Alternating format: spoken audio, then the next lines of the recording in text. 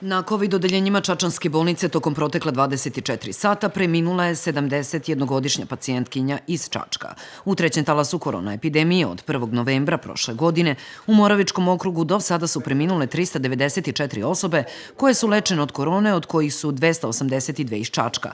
U COVID paviljonima Čačanske bolnice trenutno je hospitalizovano 111 pacijenata, 10 manje nego juče.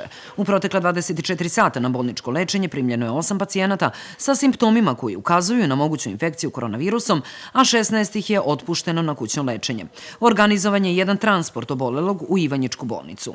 Na odeljenju ginekologije hospitalizovane su 2 COVID pozitivne trudnice. U respiratornom centru smešteno je 12 najtežih bolesnika, 4 sa izrazito teškom kliničkom slikom priključeno je na mehaničku ventilaciju. U prijemno-trijažnoj ambulanti Čačanske bolnice juče je evidentirano 109 pregleda, od čega 58 prvih. Dan pre toga bila su 64 prva i 48 kontrolnih pregleda.